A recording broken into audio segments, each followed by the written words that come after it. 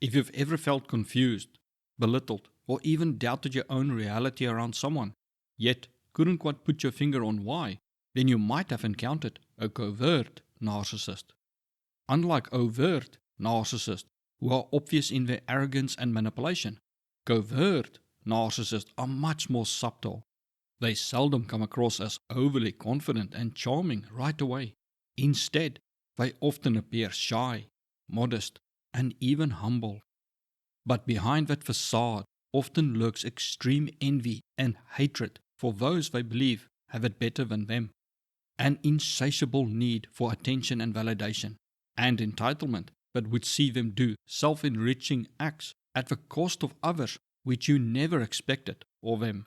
But why are they so hard to pin down, like trying to grasp slime? Join me as we explore 5 reasons why they slip by people's radar and how you can spot them so you can recognize the warning signs before getting caught in their web. As a bonus, I will give you tactics to deal with their controlling tricks if they have already ensnared you in their lies and manipulation.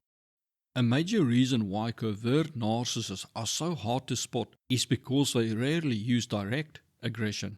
Instead, they use passive-aggressive behavior and say things they can easily deny was intended to hurt you. Their go-to tactics are the silent treatment, withholding affection, and using backhanded compliments.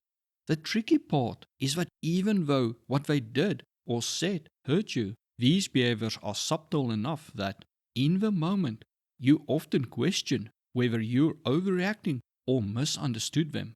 It's that slight uncertainty in their intentions that gives them the benefit of a doubt and allows them to escape detection and accountability. For example, a covert narcissist may say something like, "Wow, it's great that you finally figured that out. I didn't think you would." On the surface, it sounds like a compliment, but there's a sting in there. A subtle put-down that leaves you wondering if you've just been insulted. As I grew up, a close family member of mine loved to do this to me. They never outright criticized me. Instead, they would make sarcastic comments and give me backhanded compliments. It left me feeling hurt and insecure, but I couldn't quite articulate what was wrong. I felt worthless, but didn't know why. Covert narcissists use this tactic all over, from social settings to in the workplace. The uncertainty of how to take and react to their behavior not only makes it hard to spot their sadistic intentions, it also keeps you off balance and questioning your own feelings and thoughts. When you start to feel confused or uncomfortable after an interaction, ask yourself, did this comment build me up or tear me down? Am I questioning my reaction because they made it seem like a joke or harmless remark?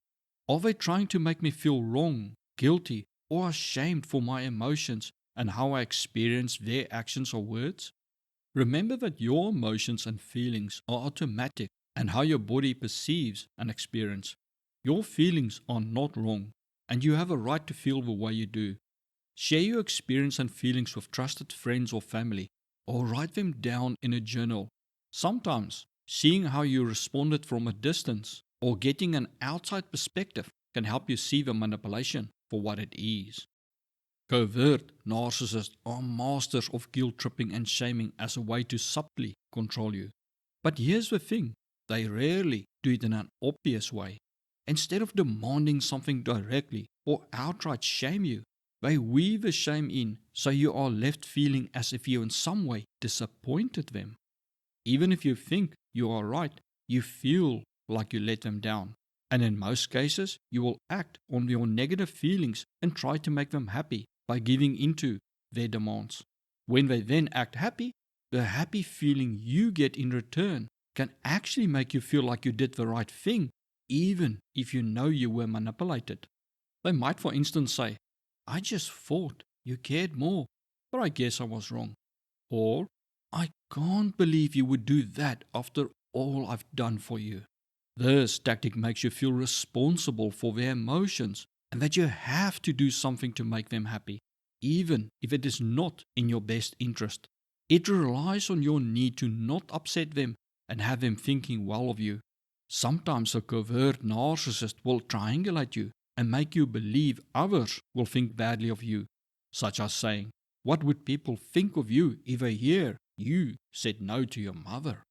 In one of my past relationships, I remember constantly feeling like I had to prove my love and that I cared enough for the person. No matter what I did, my partner would always hint that I was letting them down in subtle ways. Over time, it wore me down and made me second guess my own actions and feelings. It made me feel as if I could never live up to their standards and that I did not deserve their love or to be in a relationship with them. Even though I did nothing wrong and tried my best to please the person, I felt like a failure as a partner and person and started to feel like I do not deserve to be loved at all. When guilt tripping or shaming happens, pause and ask yourself, is this guilt or shame being used to manipulate me into doing something I don't want to do? Am I being made to feel responsible for their happiness or emotions? Are they constantly using small or insignificant things to find fault with me while they are not held to the same standard? By taking an emotional step back and looking at things objectively, you will see that their reasons for being unhappy is not valid or not your responsibility.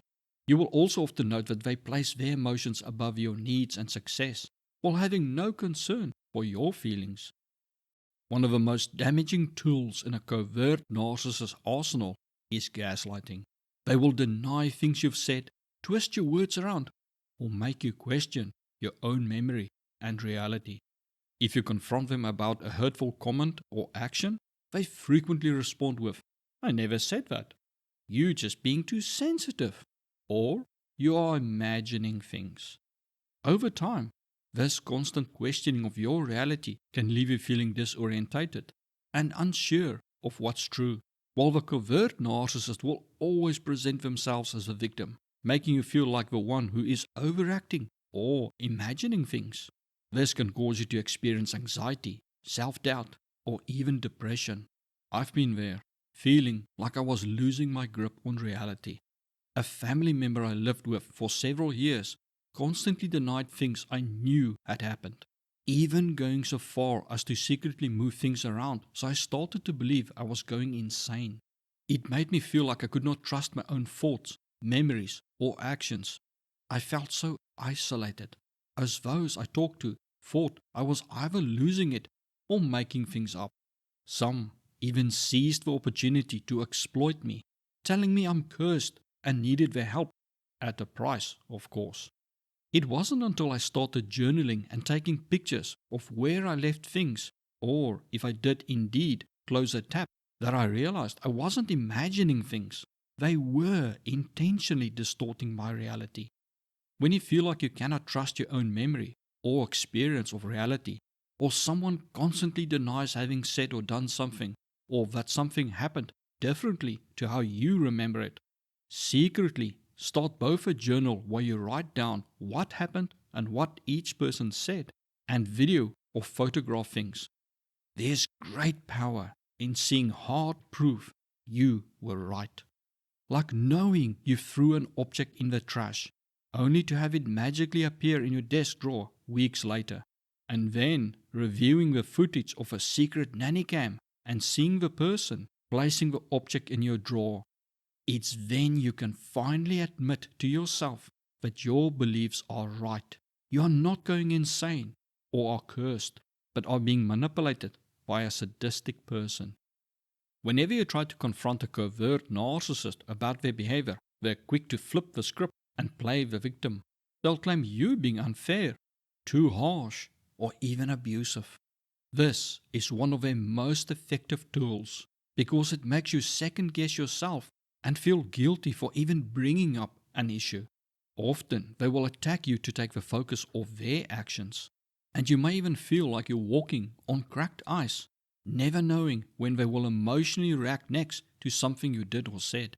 For example, you try to talk to them about their wasteful spending after finding a receipt in their jacket pocket, and now they are giving you the silent treatment.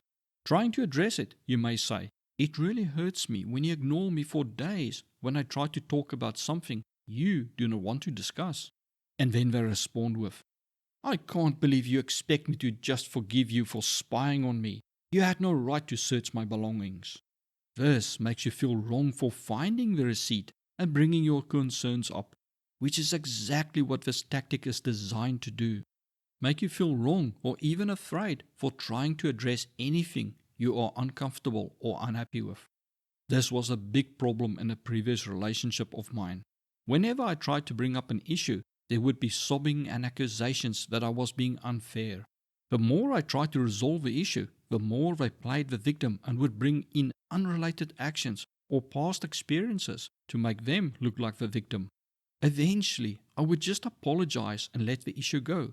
First, because I wanted them to be happy, but later because it was just easier to let things go than try to resolve things. I felt like I would easier get water from a rock than get them to admit fault or even discuss the issue at hand.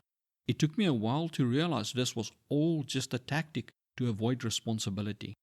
When the covert narcissist tries to shift blame, ask yourself, are they acting upset to distract me from what they did or to avoid addressing the issue at hand? Am I being made to feel guilty for expressing my feelings or needs? If the roles were reversed, how would they have reacted? In discussions, stay focused on the issue at hand and resist the urge to take on their blame. Point out that they are avoiding or downplaying their actions. Do know that it is often a test of wills, with them acting like a child, where they will keep on acting upset and withholding affection until they either need something from you or you give in. This can go on for days and weeks, and in some cases, years. So you may need to reconsider the relationship if you are unable to communicate your needs and emotions. A subtle yet sadistic tactic that is extremely damaging, which covert narcissists love to use, is to constantly make you feel like you're never quite good enough, like you just missed the mark, and if you tried just a bit harder, you would get it and finally make them happy. Even when you think you've done something to make them happy, they'll find a way to burst your bubble by pointing out a small flaw. No matter how hard you try, you'll never live up to their impossible standards. I loved to cook and on weekends would spend the entire day preparing a feast with starters, a main course and dessert, filled with my partner's favorite dishes, some extremely expensive or hard to make. When eating, at first they would praise me for my efforts and comment on how they loved the meal, which made me feel accomplished and appreciated. But then suddenly they would burst my bubble and shatter my joy. They would say something like, "The food was good. Pity, the dessert has too much salt in it. But maybe you'll get it right next time." Sometimes they would not even allow me any joy. They would look at the meal and show excitement and say how they are looking forward to the meal. But then the first bite they took, they claimed it tasted horrible and then refused to eat anything else I cooked and ordered a pizza online. No matter the cost, time, or effort you put in, they always seem to shift the focus to some small insignificant detail and then base their whole experience of a situation on that.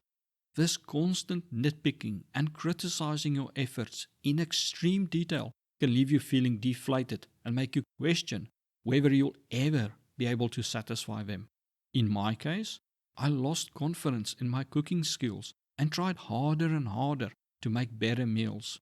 I also tried to please them in other ways until eventually I lost the energy and desire to try and please them, which caused me to be blamed for the relationship falling apart because I wasn't trying hard enough. This is frequently a difficult tactic to expose, as sometimes there may be some truth to their claim, or you may not be able to disprove them, such as them claiming something has too much salt in.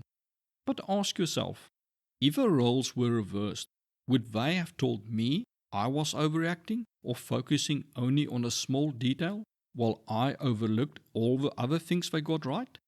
Is my worth being measured to unrealistic standards where everything I do has to be perfect according to them?